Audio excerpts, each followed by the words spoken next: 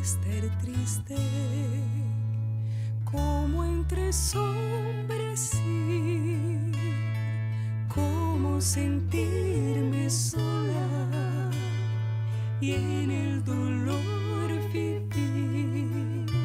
Si Cristo es mi consuelo, mi amigo siempre fiel, si aún las aves tienen seguro asilo en él, si aún las aves tienen seguro asilo en él, feliz cantando alegre, yo vivo siempre aquí.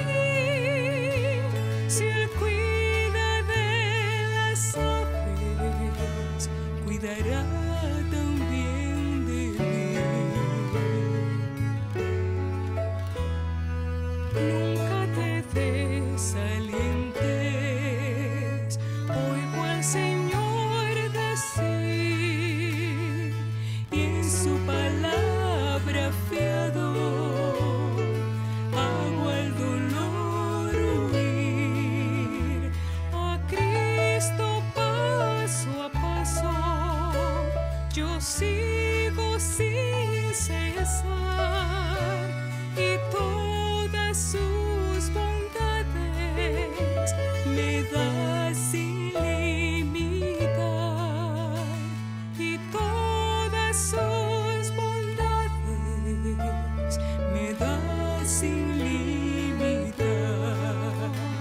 Feliz cantando alegre, yo vivo siempre aquí.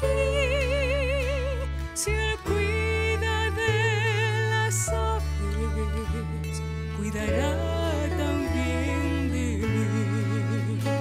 Feliz cantando alegre, yo vivo siempre aquí. Si Él cuida de las aves, cuidará también de mí. Si Él cuida de las aves, cuidará también de mí.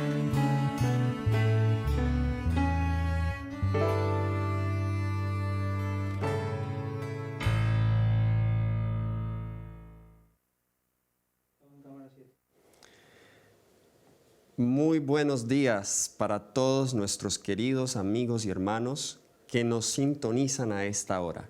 Qué gusto saludarte.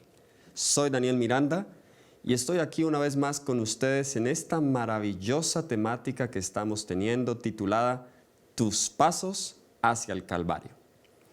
En esta mañana queremos comenzar con una palabra de oración y tenemos un pedido muy especial. Y este pedido es por Larimar, dice, que se debate entre la vida y la muerte, le hicieron una operación de una masa en el cerebro. Y ahora se le ha regado un líquido y dicen que la van a operar y solo un milagro de Dios puede salvarla, nos escriben aquí. Qué caso más delicado, qué caso más triste, así que desde luego vamos a estar orando por eso. Vamos a dedicar esta oración entonces especialmente por este pedido y también para que el Señor dirija el tema que tendremos a esta hora. Entonces vamos a orar.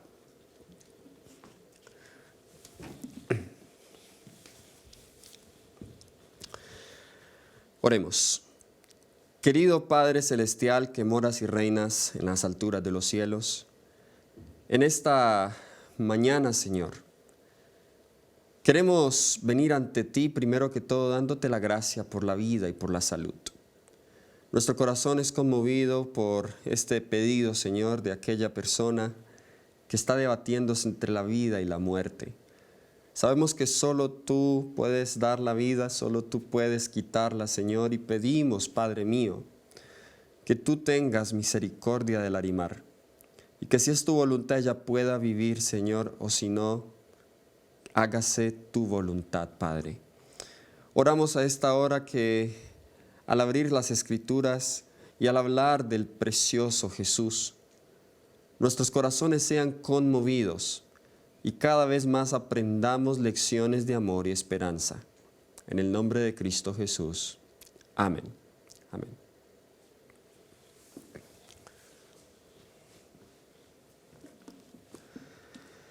Muy bien. Estamos avanzando en nuestro recorrido hacia el Calvario y el día de hoy estaremos estudiando de las escenas de la vida de Jesús el día martes. Este fue un día muy apretado para Jesús. De hecho, el tiempo no me dará para ir en detalle de todo lo que Jesús enseñó en este día, porque este fue el último día de Jesús en el templo. Y vamos a colocar un poco el contexto para ubicarnos en donde estamos. Si ustedes recordarán, el día de ayer nuestro querido hermano Carlos Rivero nos habló de la higuera sin frutos. Y el Evangelio de Marcos es el que tiene mejor aquí la cronología, porque nos dice acá que cuando Jesús maldice esa higuera, eso sucede un lunes en la mañana. ¿Okay? Jesús sale de mañana, tenía hambre, se acerca a esta higuera y luego al día siguiente se dice que cuando él pasa de nuevo por la mañana ven la higuera seca. O sea que Jesús maldice la higuera, pero en realidad la higuera no se seca inmediatamente. Jesús maldice la higuera, luego ese día suceden las escenas de la purificación del templo y luego entonces Jesús regresa a Betania, ¿ok? Así, eso es lo que nos dice allí en el versículo 19 de Marcos 11, pero al llegar la noche Jesús salió de la ciudad y luego el versículo 20 de Marcos 11 dice, y pasando por la mañana vieron que la higuera se había secado desde las raíces. Así que Jesús entonces maldice la higuera se seca y esta mañana cuando la higuera amanece seca es la mañana del martes. Así que conectémoslo ahora entonces con Mateo, el capítulo 23. Entonces imagínense que Marcos capítulo 11, versículo 20 y 21, esa escena del 20 al 26, esa escena cuando Jesús regresa a la mañana siguiente y ve la higuera seca y les dice a los discípulos que deben tener fe. Después de esa escena, saltamos aquí a Mateo, el capítulo 21, versículo 23. Los evangelios son como un rompecabezas, tenemos que coger pedacitos aquí y allá y armar una sola historia. Bien, versículo 23 dice, cuando vino al templo, los principales sacerdotes y los ancianos del pueblo se acercaron a él, mientras enseñaba y le dijeron. Este va a ser un día largo de Jesús. Jesús llega aquí al templo, aún es muy de mañana, y todo ese día cubre lo que Jesús dice desde el capítulo 21, versículo 23, hasta el capítulo 23, versículo 39. Noten, Jesús llega aquí al templo, pero luego en el versículo 38 dice, he aquí vuestra casa os es dejada desierta. Ahora, el Evangelio de Juan nos da muchos más detalles de lo que él hizo cuando salió al atrio exterior, porque el templo tenía dos atrios, ¿ok? El atrio interior que era para los judíos, pero también había un atrio exterior donde podían ir los gentiles. Y allí en Juan, el capítulo 12, vemos que hay unos griegos que buscan a Jesús. Y este es el encuentro de Jesús con los griegos en el atrio exterior. Queremos ver a Jesús. Eso también sucede en ese día. Muy bien. Así que los eventos de ese día los podemos dividir en tres. El primero es las acechanzas contra Jesús. Vamos a ver diferentes momentos en los cuales Jesús fue acechado. Número 2, las parábolas de juicio y de advenimiento de Jesús. Él contó algunas parábolas en ese día. Y número 3, el discurso final de Jesús a los fariseos, que se conoce como los ayes sobre los fariseos, el capítulo 23 de Mateo. Así que estaremos estudiando en esta mañana esos tres aspectos de este día de Jesús en el templo. Primero entonces, las acechanzas contra Jesús. Número 2, las parábolas de juicio y de advenimiento. Y número 3, los ayes sobre los fariseos. Comencemos entonces con el punto número 1, las acechanzas contra Jesús. La primera acechanza que hacen contra Jesús aquí en el templo es que le cuestionan su autoridad. Y en Mateo capítulo 11, el versículo 23, Mateo capítulo 11, versículo 23, de nuevo noten lo que le dicen a Jesús. Cuando vino al templo, los principales sacerdotes y los ancianos del pueblo se acercaron a él mientras enseñaba y le dijeron: ¿con qué autoridad haces estas cosas y quién te dio esa autoridad? Notemos aquí que uno de los conflictos más grandes que Jesús tuvo con los líderes religiosos de su tiempo era si él tenía autoridad o no. Y con esta pregunta vemos un celo religioso que había de parte de los líderes judíos. Jesús era un hombre muy humilde, no había asistido a los seminarios teológicos de su tiempo, no tenía un doctorado en teología, ni tenía una maestría en divinidades, ni siquiera una licenciatura en teología. ¿Quién es este hombre? ¿Con qué autoridad tú enseñas? No le reconocían como el Mesías. Bien dijo Juan, en el capítulo 1 dice: a los suyos vino y los suyos no le recibieron. Y sabe que sucede también con muchos hoy, con muchos seguidores de Jesús humildes, que son ungidos con el Espíritu Santo, que enseñan la palabra, pero se les cuestiona o no se les toma en serio, no se les toma como una persona que esté hablando la verdad, porque quizá no pasó por un seminario teológico, quizá no estudió, quizá es una persona iletrada. Pero déjenme decirles lo siguiente: el Señor en estos últimos días va a usar de manera especial ese tipo de personas y va a confundir la sabiduría de los sabios de este mundo, porque Jesús no necesita esa sabiduría que está combinada con arrogancia. El Señor Jesús desea utilizar personas humildes, que se dejen utilizar por Él, que estén dispuestas a enseñar la verdad. Ahora, con esto no decimos que Jesús desprecia los logros académicos o las personas que tengan cierta preparación intelectual. Él quiso que el joven rico, que era una persona muy preparada, estuviese a su lado. Él llamó a Pablo. El problema que Jesús tiene con estas personas es que suelen ser muy arrogantes y orgullosas. Y por eso Jesús no las puede usar. Por eso Jesús tuvo que ir a pescadores humildes. Bien, ahora miren, me sorprende y me maravillo cómo Jesús responde. El versículo 24 de Mateo 21, respondiendo Jesús les dijo: yo también os haré una pregunta, y si me la contestáis, también yo os diré con qué autoridad hago estas cosas. ¿El bautismo de Juan de dónde era? ¿Del cielo o de los hombres? ¿Qué pregunta les hizo Jesús? Porque si ellos discutían entre sí diciendo: si decimos del cielo, nos dirá, ¿por qué no lo creísteis? Y si decimos de los hombres, tendremos al pueblo, porque todos tienen a Juan por profeta. Y respondieron a Jesús diciendo: no sabemos. Y él también les dijo: tampoco yo os diré con qué autoridad hago esas cosas. Entonces noten primero una lección que aprendemos aquí, la forma en cómo Jesús resolvió este conflicto. Saben, no todas las veces es necesario entrar en controversia. Las controversias religiosas, las controversias teológicas en algunas ocasiones no son necesarias. Hay cierto tipo de controversias que son inevitables y que son saludables y que son necesarias. Pero Jesús acá no quiso entrar en controversia. Él ya les había dicho, no necesitaba repetirlo.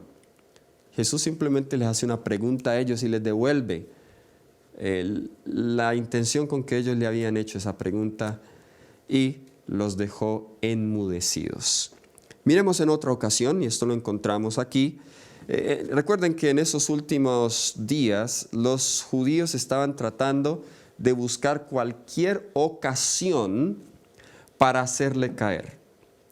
Pero vamos a ver en la bendita sabiduría de nuestro Salvador cómo Él sabía responder. Y aquí necesitamos nosotros aprender lecciones en cómo responder a nuestros críticos, aquellos que nos acechan, aquellos que nos persiguen, nos atacan por nuestra fe. Entonces lo primero que aprendemos es no entre en controversias religiosas innecesariamente. La segunda acechanza tiene que ver ahora con asuntos políticos y del Estado. Vamos a ver cómo Jesús también manejó eso. Estando ahí Jesús también en el templo, es el mismo día, Mateo capítulo 22, del versículo 15 al 22, por falta de tiempo no voy a leer todos los versículos, pero Jesús le hacen la pregunta del tributo. Llegan a Jesús y le dicen, ¿ves esta moneda?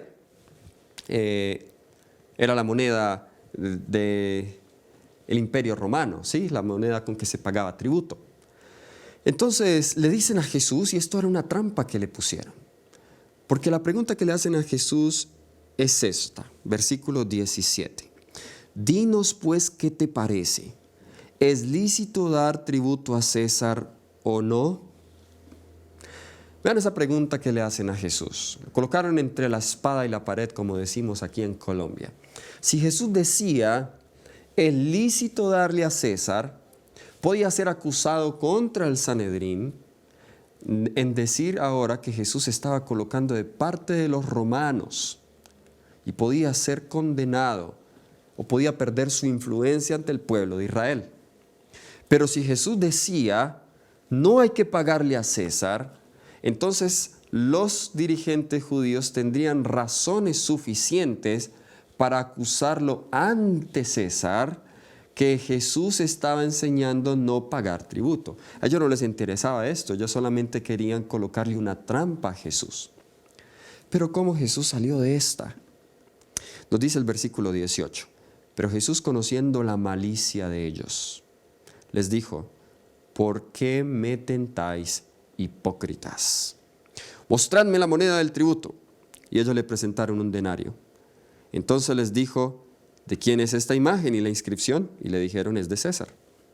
Y les dijo, dad pues a César lo que es de César, y dadle a Dios lo que es de Dios. Y oyendo esto, se maravillaron, y dejándole, se fueron. Ahora, cabe mencionar que los que le hicieron esta acechanza en el versículo 15 fueron los fariseos. La acechanza del capítulo 21, versículo 23, fueron los principales sacerdotes y los ancianos del pueblo. Lo que estamos viendo aquí es que todas estas diferentes facciones judías se están uniendo acá contra Jesús. Esta pregunta que le hicieron a Jesús fue muy delicada. Es como si hoy nos preguntaran a nosotros, ¿hay que pagarle los impuestos al Estado, no? Y si alguien comienza a decir del púlpito a la gente, no le paguen al Estado nada, no le paguen el IVA, los servicios, bueno, creo que no sería algo que recomendara la religión al Estado. Jesús aquí, de una manera muy sabia, estableció este gran principio de la separación de iglesia y Estado. Jesús dijo claramente, las cosas de César a un lado, las cosas de Dios a otro lado. No hay que inmiscuirse en las cosas de César. Jesús no enseñó a no pagar tributo, simplemente dijo, dale a César lo que es de César, dale a Dios lo que es de Dios. Segunda lección que aprendemos entonces es que no debemos nosotros inmiscuirnos en asuntos políticos. Dele el lugar a la política, ¿ok? Y dele el lugar a Dios. Ahora, no quiere decir que el cristiano no pueda involucrarse en ciertas cosas, como por ejemplo campañas sociales en beneficio de otras personas, para que las personas conozcan más acerca de ese Jesús que nosotros profesamos. Pero Jesús acá no se puso a hablar ni hizo mención, no le den el tributo a César porque César es un ladrón. No, Jesús simplemente, él no se metió en esas cosas, no le interesaba. Jesús vino con una misión mucho más importante. En vez de decir qué presidente o no era el malo, o en vez de entrar en partidos políticos o entrar en cuestiones financieras. Vamos a ver la tercera acechanza. Y está aquí mismo en Mateo 22 y esta vez el versículo 23. Y esta vez los que llegan son los saduceos. Si estamos viendo, los fariseos, los saduceos, como los fariseos no pudieron con él, los fariseos era la secta más estricta y conservadora del judaísmo, y los saduceos se consideraban teológicamente los más liberales. Había cierta diferencia entre saduceos y fariseos. Por ejemplo, los saduceos no creían en la resurrección ni en los ángeles. Y justo aquí, los saduceos llegan con esa pregunta de la resurrección. Y dice el versículo 23, aquel día vinieron a él los saduceos. Aquel día, estamos en el mismo día, que dicen que no hay resurrección y le preguntaron, diciendo, Maestro, Moisés dijo, si alguno muriere sin hijos, su hermano se casará con su mujer y levantará descendencia a su hermano. Esto es lo que se llama en el código levítico de la Torá el levirato. Es decir, el hermano tomaba la mujer de su hermano que había enviudado. ¿Okay? Entonces le dan un escenario, dice que hay 7 hermanos, el primero se casó y murió, y no teniendo descendencia dejó su mujer a su hermano, y así sucedió con cada uno de los 7 hermanos. Y al final le preguntan a Jesús, en la resurrección, pues, ¿de cuál de los 7 será ella mujer, ya que todos la tuvieron? Miren esa pregunta. Algunas personas, muchas personas me han preguntado a mí, hermano Daniel, en el cielo van a haber casamientos, vamos a procrearnos, y yo les he dicho que no. Y bueno, ¿y por qué hay niños? Dice que correrán niños por las calles. ¿De dónde salieron esos niños entonces? Bueno, la respuesta de Jesús debería ser suficiente acá. Jesús les dice, erráis. Versículo 29, erráis, ignorando las Escrituras y el poder de Dios. ¿Cuál era el problema de los saduceos? Ni conocían las Escrituras y mucho menos el poder de Dios. Porque en la resurrección ni se casan ni se darán en casamiento, sino serán como los ángeles de Dios en el cielo. Los ángeles no se casan ni se dan en casamiento, son de género neutro, no sé si exista ese género, pero suelo decirles yo así, no son ni hombres ni mujeres. Ahora nosotros seremos hombres y mujeres, habrá una distinción clara, pero en ese aspecto, solo en ese aspecto del casamiento, seremos como los ángeles. Pero respecto a la resurrección de los muertos, ¿no habéis leído lo que os fue dicho por Dios cuando dijo, yo soy el Dios de Abraham, Dios de Isaac, Dios de Jacob? Dios no es Dios de muertos, sino de vivos. Oyendo esto, la gente se admiraba de su doctrina. Así que en este encuentro, aquí los saduceos planeaban colocar a Jesús en contra de los fariseos y bueno, había una dinámica aquí. Primero le cuestionan su autoridad. Segundo, lo tratan de inmiscuir con los asuntos políticos. Ahora lo quieren meter en controversias teológicas. El versículo 34 sigue diciendo, esa es el tercer acechanza. Esta vez vuelve un fariseo y como oyó que Jesús hizo callar a los saduceos, se juntaron a una. Y uno de los intérpretes mandaron al mejor hombre de ellos, o uno de los mejores. Le pregunta para tentarle diciendo, Maestro, ¿cuál es el gran mandamiento de la ley? Una de las acusaciones de Jesús que le hacían a Jesús es que Jesús estaba enseñando a pisotear la ley. Hay personas hoy que aún siguen diciendo que ya la ley no hay que guardarla y que Jesús la clavó en la cruz, pero Jesús dejó claramente el lugar de la ley. Y dice Jesús acá, le responde, amarás al Señor tu Dios con todo tu corazón, con toda tu alma y con toda tu mente. Ese es el versículo 37. El 39 dice, y el segundo es semejante, amarás a tu prójimo como a ti mismo.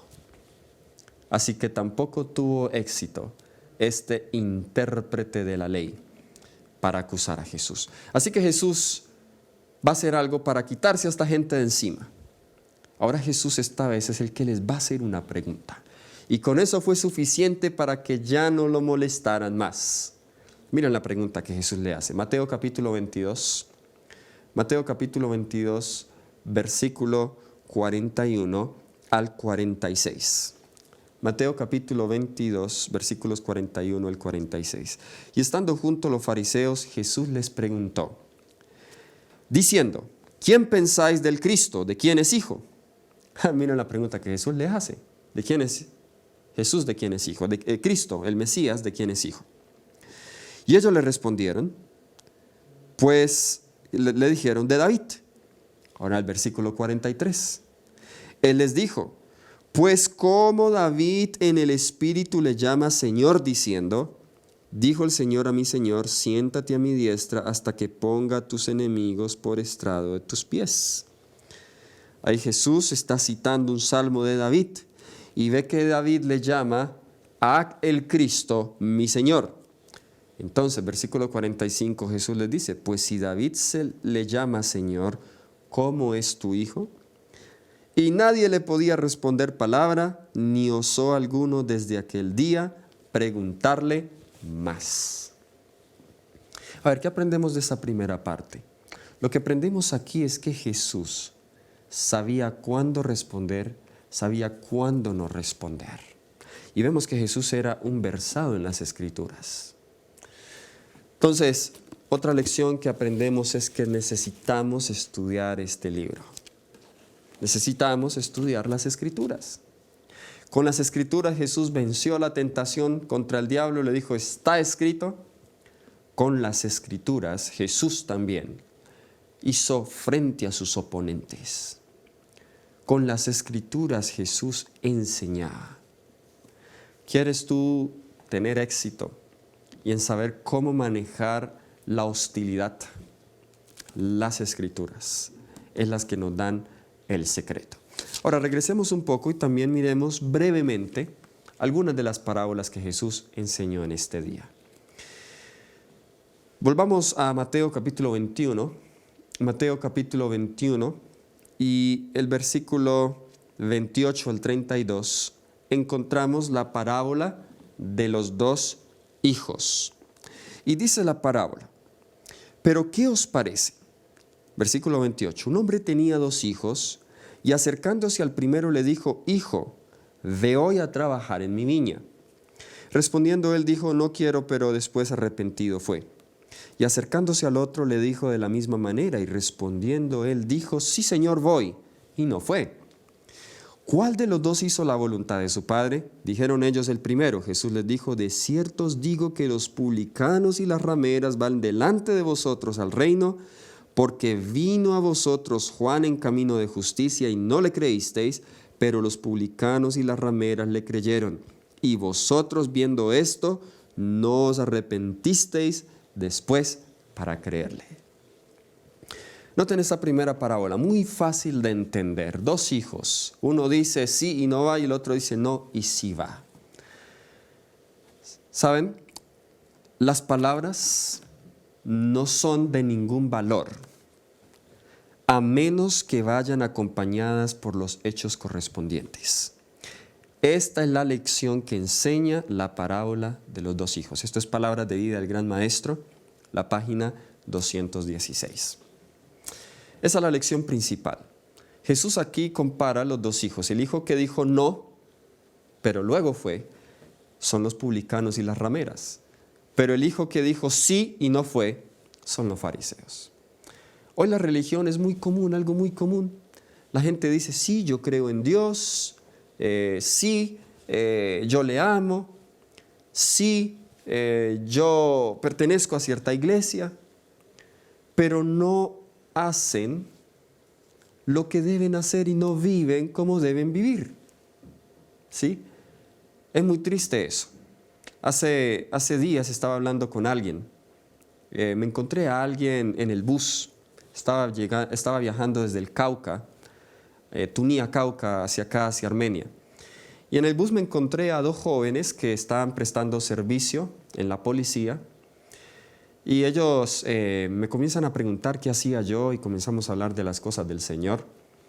Entonces uno de los dos me decía, ¿sabe? Yo creo en Dios, pero yo no me gusta relacionarme con ninguna iglesia, porque tengo mala experiencia con las iglesias. Mi tía me obligaba a ir a la iglesia, a cierta iglesia, no diré el nombre, cuando era niño, me obligaba y me forzaba. Y no me gustaba ir, y lo que no me gustaba ir era porque yo veía gente allí que predicaba una cosa, pero luego salía del culto y fuera de la iglesia hacía otra cosa. Y él veía como joven esas cosas y a él lo desanimaron. Aunque no debemos excusarnos en eso, sabemos que debemos solo mirar a Jesús y no a hombres, debemos entender también que hay mucha gente débil en la fe, son personas nuevas, que por nuestros errores haremos tropezar a otros. No es la profesión lo que importa más, sino nuestro practicar de la verdad. ¿Ok? Otra parábola que Jesús contó, y todas estas parábolas están relacionadas con el acto que Jesús hizo el día anterior, la higuera estéril. Porque la nación judía se jactaba de todo lo que tenía, su templo, la belleza de sus ceremoniales, pero estaban sin frutos. Y vemos que en estas últimas parábolas de Jesús el tono cambia. Cuando usted estudia las parábolas que Jesús contó y dijo antes, eran parábolas sobre el crecimiento de la vida cristiana, la semilla, el tesoro, eran parábolas de gracia. Pero estas parábolas son parábolas de juicio, son parábolas de el advenimiento, ¿sí? Porque Jesús estaba llegando en las últimas escenas de su vida. Ya los esfuerzos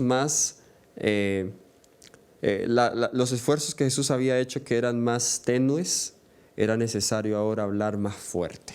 Bien, la siguiente parábola que Jesús contó está allí mismo, es la parábola de los labradores malvados. Y no vamos a entrar en todos los detalles, pero aquí hay unos labradores. Dice que esta parábola se encuentra en Mateo 21, versículos 33 al 46, donde se dice que un padre de familia, que este padre de familia es Dios, planta una viña, la cerca con el vallado, cavó en ella un lagar, edificó una torre y la arrendó a unos labradores y se fue lejos. Bueno, de acuerdo a Isaías 5, esta viña representa al pueblo de Dios, al pueblo de Israel.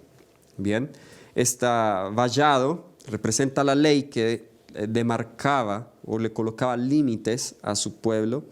El edificio que colocó allí en medio, junto con el lagar, era el santuario. Y los labradores eran desde luego los judíos. Pero se cuenta que se envía unos siervos para que recibieran sus frutos, y dice que estos son muertos, son golpeados, son apedreados. Esto representa a los profetas de antaño que Dios envió a su pueblo y cómo fueron tratados. Luego envía otros siervos más que los primeros e hicieron con ellos de la misma manera. ¿Okay? Esto representa a Juan el Bautista. Y luego finalmente les envió a su hijo Jesús, diciendo: tendrán respeto de mi hijo, pero dice que a él también lo mataron, diciendo: este es el heredero. Y luego Jesús, los oyentes estaban tan concentrados en la parábola, y Jesús les hace una pregunta, versículo 40. Versículo 40 dice: cuando venga pues el Señor de la viña, ¿qué hará aquellos labradores? Y le dijeron: a los malos destruirá sin misericordia, y arrendará su viña a otros labradores que le paguen el fruto a su tiempo. Ellos no sabían que con esto ellos estaban condenándose. Hasta este momento ellos no sabían que Jesús se estaba refiriendo a ellos. Y les dice el versículo 42, ¿nunca leísteis las Escrituras? La piedra que desecharon los edificadores ha venido a ser la cabeza del ángulo. El Señor ha hecho esto y es cosa maravillosa a nuestros ojos. Por tanto os digo que el reino de vosotros será quitado. El reino de Dios será quitado de vosotros y será dado a gente que produzca los frutos de él. Qué tremenda esa parábola. En esta parábola lo que Jesús les está diciendo es que Jesús no acepta un servicio sin frutos. Cristo anhela, palabras de vida del Gran Maestro, página 239, Cristo anhela recibir de su viña el fruto de santidad y abnegación. Busca los principios de amor y de bondad. Noten que Jesús lo que hace es cambiar de liderazgo. Cuando la nación judía deja de ser como nación el pueblo de Dios, no quiere decir que la iglesia terminó allí, no, lo que Jesús hizo es cambiar de labradores. Ahora le quita a ellos el reino y se los da a otros labradores, a otros gentiles, ¿sabes? El Señor de alguna manera no depende de nosotros para terminar la obra. Él va a terminar la obra con o sin nosotros. Él quiere hacerlo con nosotros. Y Él sabe, Él lo podría hacer solo, pero nos hace colaboradores suyos porque Él sabe que nosotros somos los mayores beneficiados. Pero cuando nosotros decidimos rehuir a esa responsabilidad, bueno, el Señor tristemente va a tener que quitar de nosotros la viña y se la va a tener que dar a otros. Pero en esta Semana Santa, el Señor nos hace el llamado a que seamos también labradores en su viña. Por último, Jesús contó otra parábola en Mateo 22, versículos del 1 al 14. Y esta es la parábola de la fiesta de bodas. Era muy común las bodas en los tiempos de Jesús. Y en esta parábola se nos dice que hay un rey que hizo una boda para su hijo. Y ese hijo, ese padre, quería que hubiesen muchos invitados. Así que va y envía unos mensajeros y llama al primer grupo, pero no vienen. Luego envía otros siervos y dicen a los convidados: he aquí he preparado mi comida, mis toros y animales engordados han sido muertos, eso es el versículo 4, y todo está dispuesto, venid a las bodas. El primer llamado fue el llamado que hizo el Señor a través de Juan el Bautista. El segundo llamado es el llamado que se hizo a través de los discípulos después de la crucifixión. ¿Cómo sabemos? Porque aquí ya dice, ya los animales están muertos. Y esos animales de sacrificio representaban a Jesús. Pero ellos, sin hacer caso, se fueron, uno a su labranza, otro a sus negocios, otro tomando a los siervos los enfrentaron y los mataron. Noten las dos maneras en que ellos rechazan el llamado. Porque muchas veces nosotros creemos que el hecho de simplemente ser respetuosos con aquellos que nos predican la palabra del Señor, bueno, yo estoy siendo respetuoso, no estoy rechazando el llamado. Los que mataron a Jesús, los que actúan violentamente contra los mensajeros, esos son los que rechazan. No. Hubo algunos que no atentaron contra los mensajeros de Dios, pero simplemente, ¿qué hicieron? Se fueron a su labranza, se fueron a sus negocios. Hay varias maneras de rechazar a Jesús. Yo no necesariamente necesito perseguir a Jesús o a sus siervos para rechazarlo.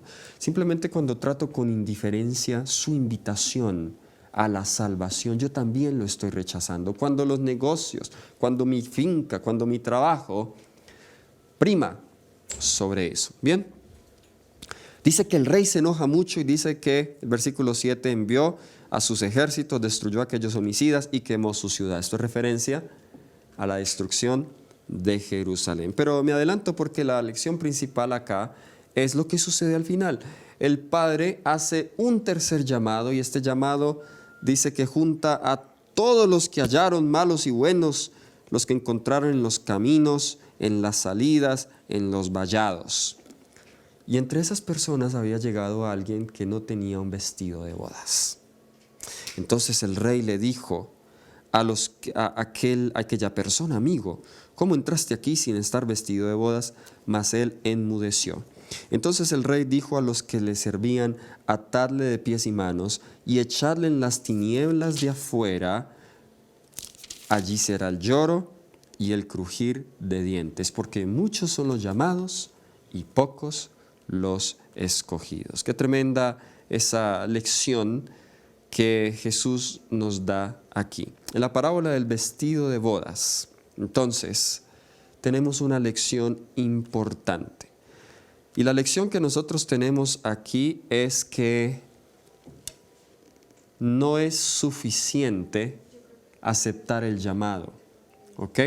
Necesitamos nosotros colocarnos el vestido de bodas para ser parte del reino de Cristo Jesús. Y ese vestido de bodas representa la justicia, el carácter santo, el carácter justo de los salvos. Vayamos al último punto ya para cerrar, y es Mateo capítulo 23. Estas son las últimas palabras de Jesús. Trate de usted transportarse con Jesús en su camino, en sus pasos hacia el Calvario. Porque este es el último día en que Jesús estuvo en el templo. Jesús ya había hecho todo lo que más pudo para salvar a su pueblo, pero ¡oh, qué pueblo tan rebelde! No le aceptó. ¿Será que tendremos que esperar hasta que Jesús tenga que recurrir a su última herramienta para salvarnos? Porque la última herramienta que Jesús recurre aquí en Mateo 23 es al mensaje de juicio. Mensaje duro. Noten, y esa es una lección, no siempre esto debe ser lo primero. Jesús antes, lo primero que él utilizaba era la misericordia, la gracia. Pero cuando la misericordia y la gracia no tenían su efecto, entonces Jesús ahí sí tenía que recurrir a medidas más extremas. Y aquí están los ayes sobre los fariseos. El mensaje principal de Mateo 23 es una reprensión contra la hipocresía, una reprensión contra el aparentar religiosidad sin tener los frutos de justicia. No es suficiente que nosotros estemos adorando al Señor, haciendo procesiones, haciendo cosas buenas. Sé que en Semana Santa solíamos hacer eso, ¿ok? Pero no es suficiente eso. No es suficiente creer en algo o en alguien si nosotros no vivimos de acuerdo a aquello que creemos. Y esa es la lección de Mateo 23. Vemos a Jesús, por ejemplo, diciendo: ay de vosotros, escribas y fariseos hipócritas. Lo leemos acá en el versículo, quiero escoger solo un ejemplo aquí, el versículo 13, hay de vosotros, escribas y fariseos hipócritas, porque cerráis el reino de los cielos delante de los hombres, pues ni entráis vosotros, ni dejáis entrar a los que están entrando. Muchas veces con toda la religiosidad, nosotros podemos cerrar el reino de los cielos a otros, con nuestro falso testimonio. Hay de vosotros, les dijo acá el versículo 27, escribas y fariseos hipócritas, porque sois semejantes a sepulcros blanqueados, que por fuera la verdad se muestran hermosos, mas por dentro están llenos de huesos de muertos y de toda inmundicia. Oye, qué tremenda esa ilustración, un sepulcro blanqueado. ¿Han ido a un cementerio? ¿Cómo son las tumbas por fuera? Son hermosas, ¿cierto? Son embellecidas, algunas pues tienen flores, sus familiares le llevan flores a sus muertos, pero cabe en esa tumba y destape la que hay adentro, huesos, un cadáver, ¿cierto? Jesús aquí compara a aquellos que solamente tienen una profesión externa a un sepulcro blanqueado. Ojalá eso no seamos nosotros. Y termino, y este es el último llamado que Jesús hace antes de salir del templo. Versículos 37 al 39. Mateo capítulo 23, versículos 37 al 39. Jerusalén, Jerusalén, que matas a los profetas y apedreas a los que te son enviados. ¿Cuántas veces quise juntar a tus hijos como la gallina junta sus polluelos debajo de las alas y no quisiste? He aquí vuestra casa os es dejada desierta, porque os digo que desde ahora no me veréis hasta que digáis bendito el que viene en el nombre del Señor. Qué fuerte esas palabras. El Divino Maestro no pudo reunir tantas veces como quiso a ese pueblo como una gallina junta a sus polluelos. Le era más fácil a la gallina juntar a sus polluelos debajo de sus alas que a Cristo Jesús juntar a este pueblo. Y mi pregunta es, ¿se repetirá hoy la historia? ¿Seremos nosotros tan duros? Tú que me escuchas, tú que estás allí viéndonos, quizás hasta la primera vez que escuches estas cosas. ¿Le dejarás a Jesús llamarte una y otra vez sin que aceptes ese llamado? Se dirá de ti como también se dijo de Jerusalén: oh, cuántas veces quise yo juntaros. Se dirá de nosotros como se dijo de ese pueblo: nuestra casa os es dejada desierta. ¿Saben? El pueblo judío confiaba más en el templo que en el Dios del templo. Y nosotros hoy estamos en el peligro de confiar más en la iglesia que en el Dios de la iglesia. Porque el templo no salva. El que salva es Dios. Jeremías 7:4 dice, había pueblos diciendo, el templo de Dios es este. Pero el templo no les servía de nada si estaban robando, si estaban hurtando, si estaban haciendo todas estas cosas. Por eso Jesús tuvo que limpiar el templo. El templo no les servía de nada. Así que el llamado en este día martes del camino hacia el Calvario, el llamado es: cree en el Dios del templo y confía en el Dios del templo. Ese es el primer llamado, no en el templo. El segundo llamado es: vive de acuerdo a tu fe. Vive de acuerdo a tu fe. No tengamos solamente una apariencia de piedad. Practiquemos lo que nosotros creemos. Ese es el testimonio que el mundo necesita. Número 3, respondamos como Jesús con la palabra y sepamos cuándo hablar y cuándo no hablar. Que el Señor nos bendiga y síguenos acompañando en esta maravillosa serie, Tus pasos, sí, los tuyos, hacia el Calvario. Que el Señor nos bendiga. Vamos a orar.